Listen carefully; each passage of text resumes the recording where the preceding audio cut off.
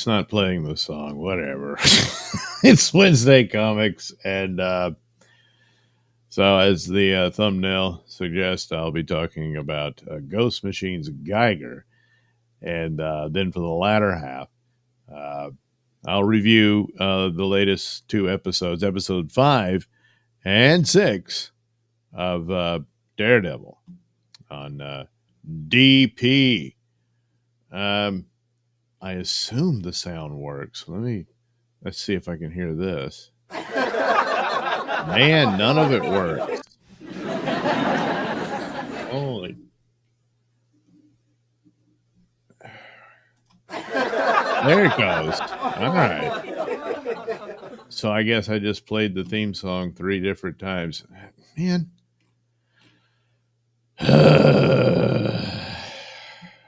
Okay.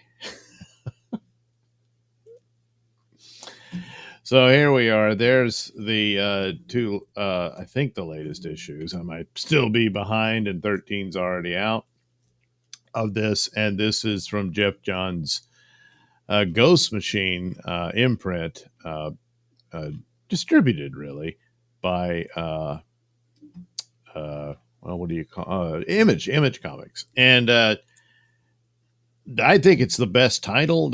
Some other say that Rook Exodus is good. They're all good. These are really strong titles out of Ghost Machine. Geiger got started earlier.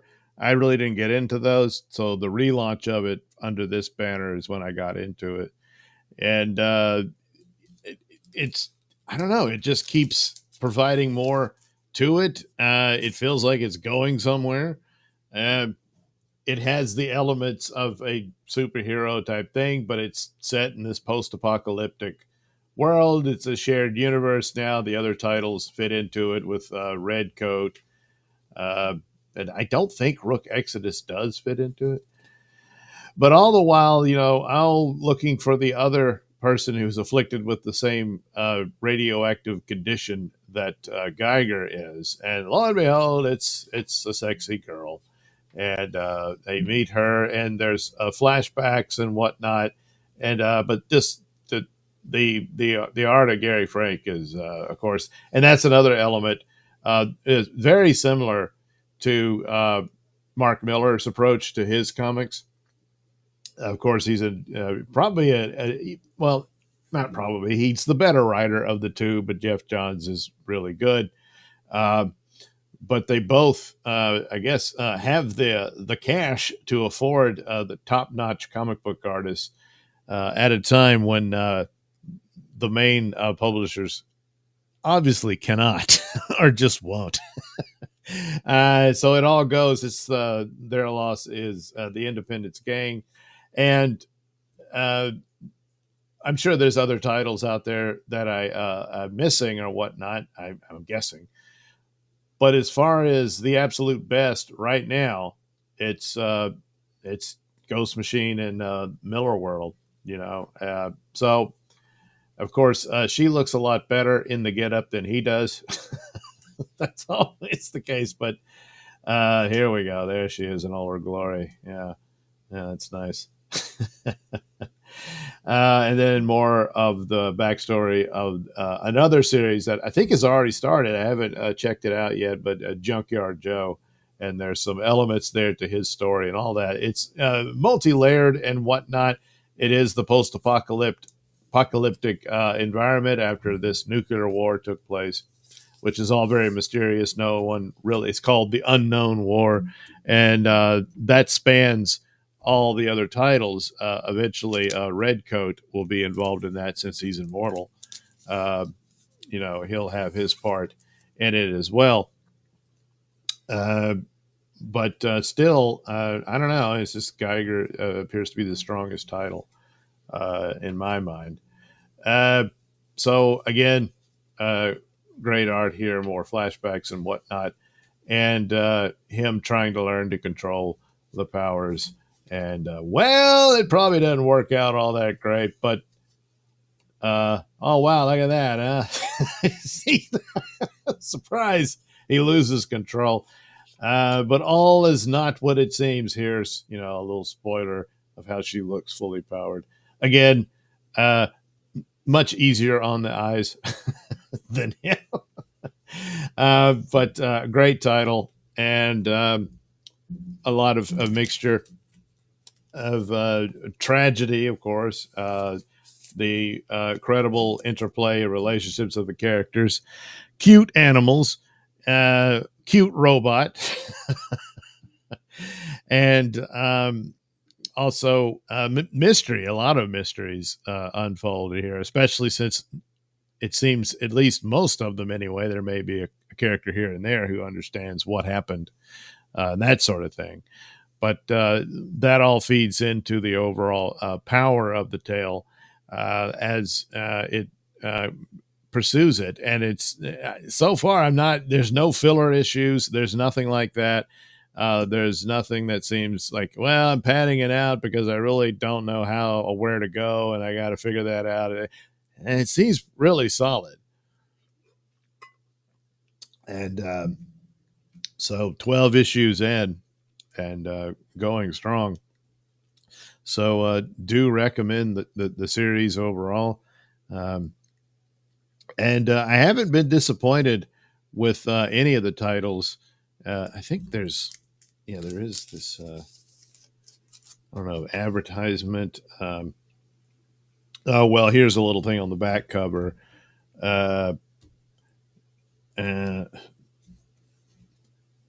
The Unnamed. I don't know if that's like a crossover series they're going to do or not. But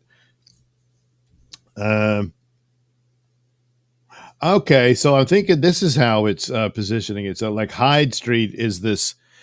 It's a strange title. It has the elements of old classic horror anthology series, but at the same time, it has its own going narratives with the strange characters who are trapped in this world called Hyde Street.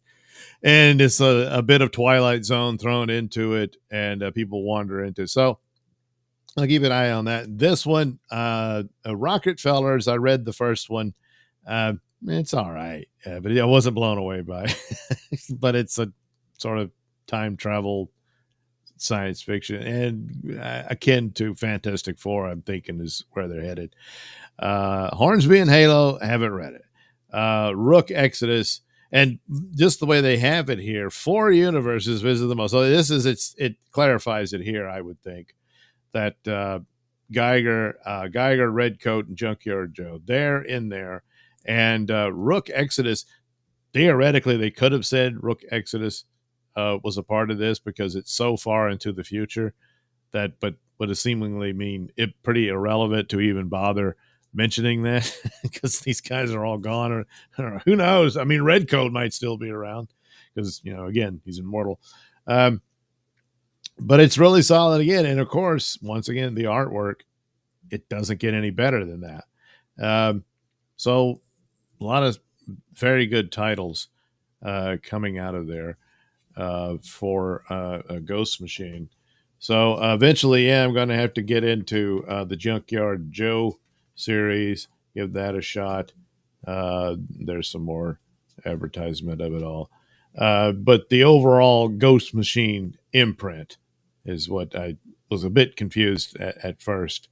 I guess when you're in the Geigerverse, I'll call it, but I guess they mean the unnamed, like it's the unknown war is sort of the centerpiece of it all, even though like with Redcoat, a lot of stuff takes place in the distant past before the war happened. And I'm sure like Junkyard Joe has got a long-winded story, so some of his elements will take place in the past as well and go back and forth and all that. But when they have this little checkerboard thing at the top, oh wow, the checkerboard universe. Hyde Street is just its own thing and stuff like that. So I'm guessing that's how they did it. And there's the unnamed universe because we couldn't think of it. I don't know. But there you go. It begins with Redcoat and these other titles that haven't, as far as I know, haven't come out yet. So as it flows, and each in their own timeline, and then the first Ghost captured on film in the present day. So that would mean, like, right now, someone captured a ghost in the White House. And then it's always positioned 6 years from now. So the book came out last year. So you mean 5 years, right? Yeah. It's like, no, it'll always be 6 years into the future. This unknown law erupts.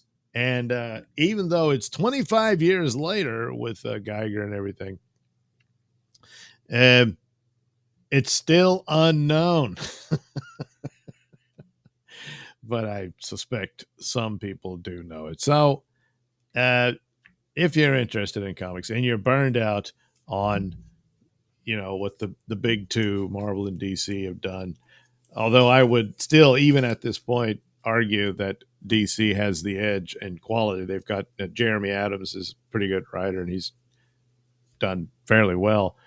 Hopefully that continues with Green Lantern. I haven't checked out his Aquaman run yet, but given time, I'll do that too. But being burned out on those, there are alternatives. There's a lot, but primarily, and I am beating the dead horse, but I'll keep saying it because it remains true, is Ghost Machine, Miller World, and then Titans, Conan the Barbarian series. And it kind of stumbled a bit, but I think they picked it back up again. But and for the most part, the Conan is more excellent than not, and probably is the best title going at the moment. So there we go. The little glowing man. I say little because he's in the corner here that I put my drawing of glowing man. Yeah, there he is. Can I go now? Yes, you can go because we're done with Geiger and Ghost Machine and all that good stuff. So I guess got some ink on that sheet. Ink on that. Oh no, that's a pencil shaving. All right, we'll use this one. So I'll go ahead while I talk about the Daredevil show.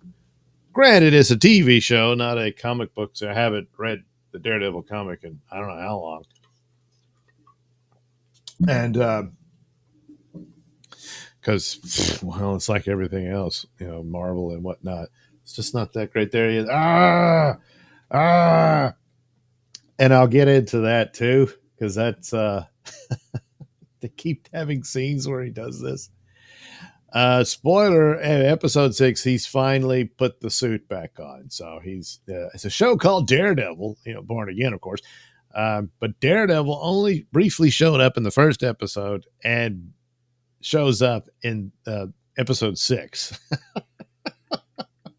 Of course, his alter ego, Matt Murdock, was always around. So, there's that. So, all right. Let me think here. And I have to move a bit distant from the microphone to be able to do the drawing. Let me see if I can add more light. There we go. So at 5 and 6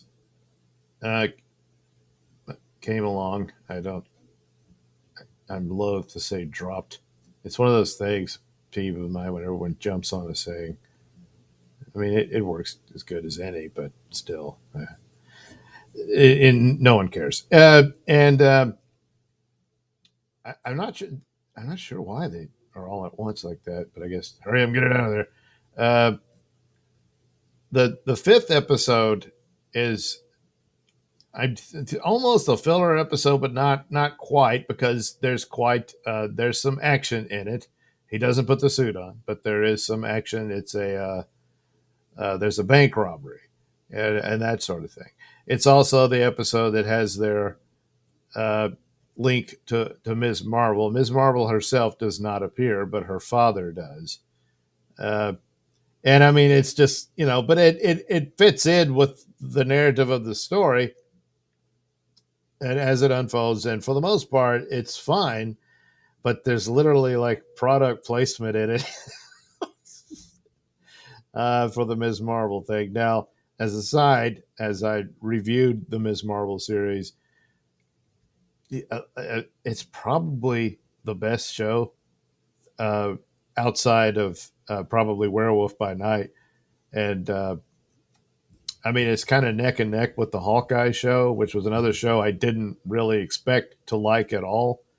But I got to admit, I wasn't, I was like, well, I'm not really pissed off at it or anything. And in fact, wasn't bad. And some of that is the same thing with the Ms. Marvel, the actress playing the role. Uh, she she comes across really nice and kind of cool, and it's whatnot. Like she's not a messed up, snotty actress as you usually get, and uh, and that's her, and the character is much more sympathetic and better than how this character was presented in the comics, which was just a complete, you know, identity politics thing that Marvel Comics did, uh, tossed in there, and all that. Whereas the show did a much better job of doing a much more rounded out character, and it's a silly teenage drama type thing as it plays out. But all in all, because the other shows are so bad in their own ways, as often going back to that, the Falcon and Winter Soldier series remains the worst just because of their strange ethic of having, their new Captain America be sympathetic with a mass murderer. The other shows just kind of get bogged down in stupid crap and I don't know, loss of direction in a lot of ways. But that one in particular was pretty bad. It's overall in quality. Secret Invasion is the absolute worst. It's just good lord, and the money they spent on it and all that. But anyway, so that's the deal with nobody saw it, and I don't think they will. And I feel kind of bad for the kid playing the role. Uh, I don't know, maybe something will work out for her later. But so anyway, the guy who played her dad, he's in this, in that episode, and some of the elements of it is fine.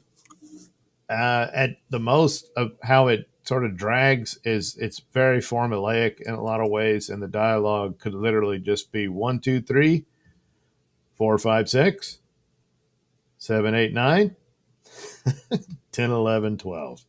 you know, and you've seen it a bunch of times. This is going to happen. And there's a lot of repetition and stuff you've seen before. It's a matter of how good you are at navigating that, and do you have charm to it. Matt Murdock's scenes are fine, and he pretty much has to carry the show, which is to be expected. He's the lead and all that, and does his best he can. And but it's an interesting thing. I think some of the elements here, how much of the reshoots were done, how much was it changed because it was in a different direction, and then they fired the showrunner and all that and started over. And like the first episode was completely brand new from what they did, and maybe this one was one of the more original ones, but I kind of wondered what was there supposed to be some overall connection or whatnot. There's this Irish gang in it and all of that. I don't know if originally there was more to it than that. And what the heist is about and everything. At first I thought, oh my God, is that one of the, well, I guess I'd be spoiling.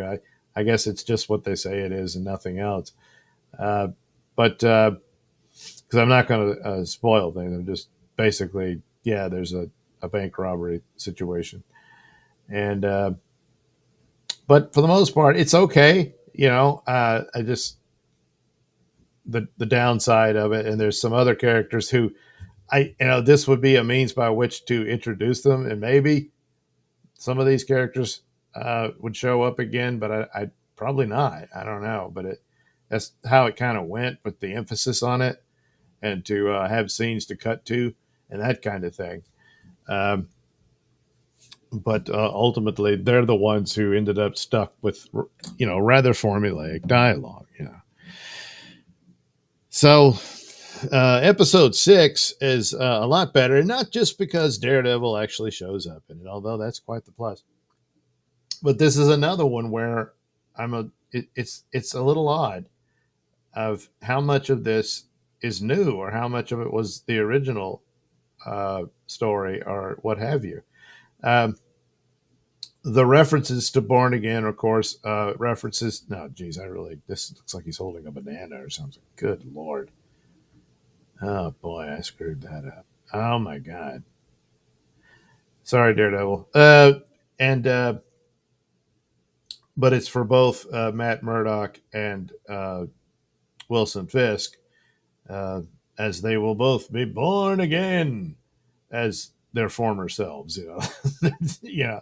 Whereas Murdoch is the more legitimate one who is genuinely, as you go, you realize Wilson is a really messed up guy. In the comics, he was always this powerful, calculating, cold criminal and all that.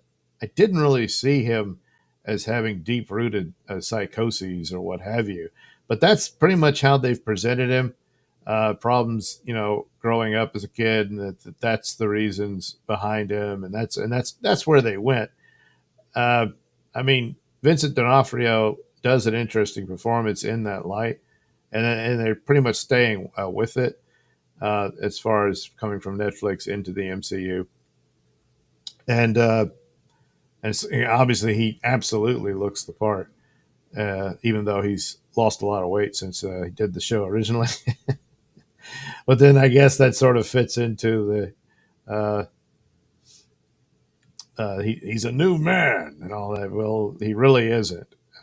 Whereas, and I guess one could argue neither one is, but of course, Matt Murdock being the more honest one, at least certainly to himself, right, and if not, lying to others. With Kingpin, it's he's lying to himself as well. You know, uh, of this because there seems to be some elements there of him wanting to be this new man and all that, but certain things are revealed. That was never really the case. So, just being deceptive and lying to everyone else, he's also lying to himself. So anyway, uh, there's this other character that's a supervillain that that plays out, but it's like these things come along, and if it was primarily an episodic show, but it doesn't come across quite that way. So then, there's a bad guy of the week that he has to deal with, but it's a slow burn for him to get back to being Daredevil, and all of that. So there really isn't a whole lot there. So you had your court drama, which he's a lawyer and all that, but you needed to find room for your action superhero story, which they really didn't. They did for it. Well, really, both of these episodes, even though he doesn't suit up, he does make use of his abilities, and to be fair, there too, he makes use of those abilities all the time, because he can tell when someone's lying by their heartbeat and all that, and that sort of thing. But to actually have him, take somebody down, and they're always like, "Holy crap, this blind guy's beating the crap out of me," Um, uh, shit, I lose my train of thought. It's always embarrassing. uh, but the serial killer guy. That's what they've got going there. Saw him in a previous episode, and so they did establish him. So there is that, and maybe this continues, and there's a longer story here.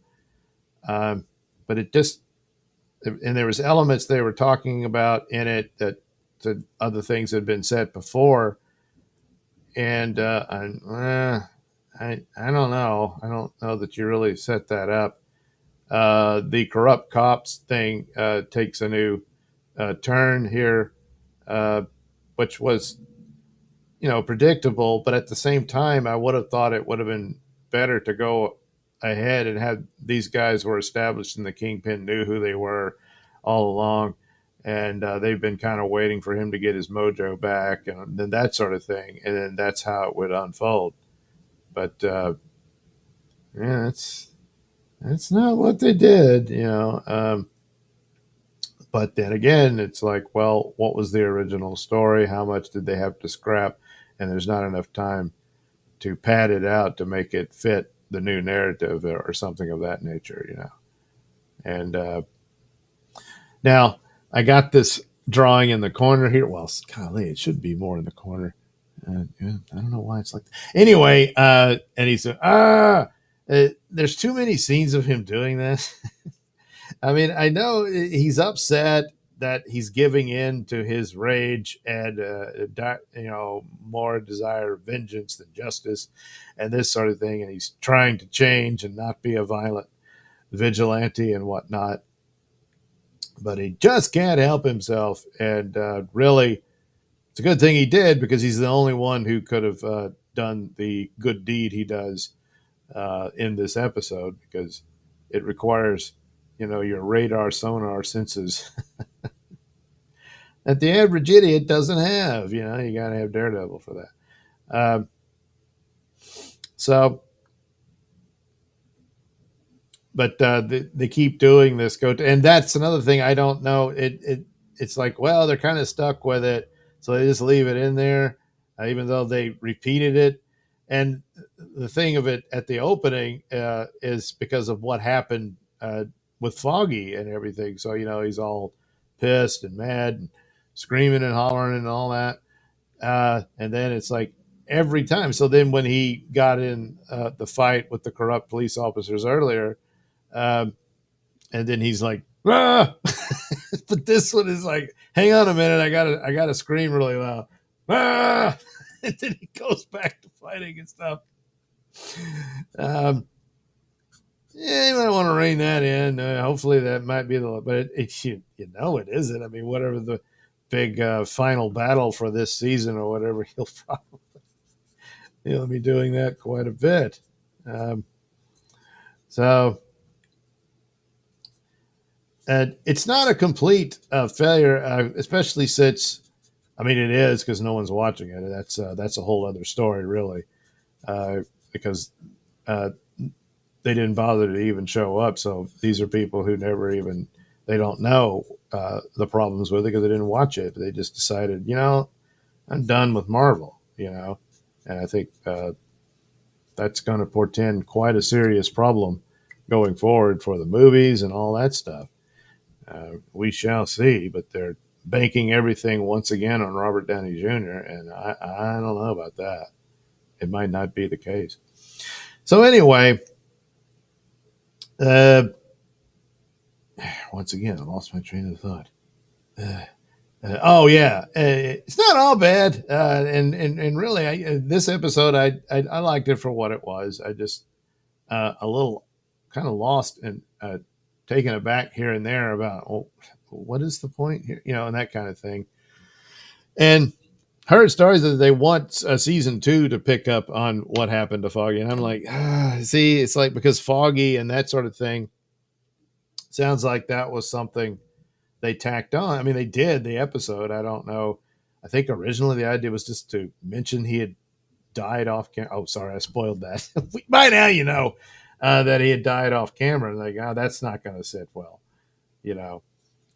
and so they shot this opening episode, and I don't know how, if they had I just think they didn't have enough time to make it fit a new narrative without having to get rid of whatever it is they shot, that they realized that, oh man, this stinks. It's really bad. and it's their own damn fault. They keep doing this, and then you have to, well, we'll reshoot it, and it just becomes more expensive and more expensive, and you burn money, and so on and so forth. Uh, Apparently, one of the stories is Feige's getting nervous over the Russo brothers because he went back to them because they did the best of the Marvel movies. Um, and But then again, I mean, but their latest movies, apparently, like that Electric State for Netflix, bombed so bad, and everyone's trashing it. I haven't seen it. I guess if I get time, I'll take a look at it. Uh, but it just everyone say it's terrible, and but the interesting, and there was some other movie they did. Nothing they've done since Marvel has been successful. They've all turned out pretty bad. But of course, their best movies were the Marvel movies, so maybe that's all they can do. So maybe Doomsday and Secret Wars will turn out all right. But it speaks overall to the bigger problem if the brand is already so badly damaged that no one's going to show up. Um, there's just no way out. Your best bet is word of mouth, and I I don't know if the word of mouth. It would be interesting to see how this plays out once the Daredevil series is complete, and maybe some are waiting to just do that, where they'll binge it and that sort of thing, and perhaps that would be the deal. Um, and we'll see if anything changes for it there. But once no one shows up for it, and then you need the word of mouth to say, it's actually good, and then it'll pick up after the fact, and that I suppose that's possible, but I don't know that that's happening. I don't know that they say, what, you need to give this a shot, and that sort of thing. So, I did say that Ms. Marvel was their best DP show. As far as superhero action, I'm pretty sure Daredevil's probably going to achieve that, and at least an effort, albeit sabotaged by their own foolishness in the direction they should have gone in the first place. Probably goes a long way as to its problems, but for a cohesive narrative and whatnot, other than the mirror of Kingpin and Daredevil, which is present there. But for cohesive narratives, Ms. Marvel and Hawkeye, it's pretty much got it beat, and that's but those shows weren't completely messed with. Although I think Ms. Marvel, they did have to reshoot that one. I think so. I think maybe not reshoot it, but they had to have the scripts completely redone or something because it was going to go very, very stupid, and some people balked and got it changed. So I don't know. It might have been, in knowing Marvel, good Lord, it might have been another snotty preach fest type thing, and they took all that out. Probably similar to what happened to the Doctor Strange sequel, where they had to massively reshoot that. And it sounds like they reshot the young girl's role because apparently she was really snotty and nasty, and audiences didn't like her. And then in the reshoot, and what you see in the theatrical release, well, she's nice, she's pleasant and stuff. And of course, that's the only way to get some sympathy for your character. If nobody likes her, who cares if she survives or not? That kind of thing. So it might have been a situation like that. So, yeah, this really isn't that great of it. I was going to color it, but damn it. Why do all my drawings suck so bad when I'm drawing live? I guess because I've already realized this, because I have to talk while I'm doing it. Yeah. Yeah. I mean, see, what the hell is that? Then I realized, oh, this foot's smaller than this one's really big. And then I tried to kind of pat it up that in this. Is he holding, So I don't know. Damn it. But anyway, that's the review, all tidy and nice in this episode of Mr. Nailsin's Wednesday Comics. Granted, I talked about a Daredevil TV show, but it's based on a comic book, so it fits. It fits. And of course, Geiger, Ghost Machine, titles like that, probably your best bet for comic books at the moment. Yeah, yeah. All right. I'll take off now and deal with the rest of the day's chores. Yeah. And I'll do something tonight. I'm going to be on the Pop Culture Breakdown show, Doomcock and all that. And we'll be talking about Daredevil, I'm sure. Probably, I guess, I didn't see the Snow White movie, never had any interest in seeing that. But it is an interesting item in just the health or lack thereof of the overall movie industry and whatnot. And so that aspect of it is fascinating. But I do believe, Doomcock did see it. So he'll be talking about that. I don't know if any of the other panelists did, but that'll be under discussion as well. So, oh yeah, I did that Snow White drawing. I can use that for the thumbnail for the show. Yeah. I don't guess I'll bother with this drawing. I'll probably use that one again because it becomes a repetitive scene of him, the one in the corner I'm talking about, of him going, ah. So he'll be going, ah, because he saw Snow White. Yeah. And put the burning magical world of Disney Castle in the background because they just can't seem to catch a break, That's too bad, isn't it? Yeah. So anyway, look forward to that and other goodies for that show. And hopefully I'll be able to do yet another little live stream here. I don't know, drawing or probably another Nailsin news thing. Might do that. All right. Thanks for showing up and watching me draw and talk about funny books and silly superhero TV shows. Well, it wasn't silly. It was very serious, but there was some silliness. Yeah.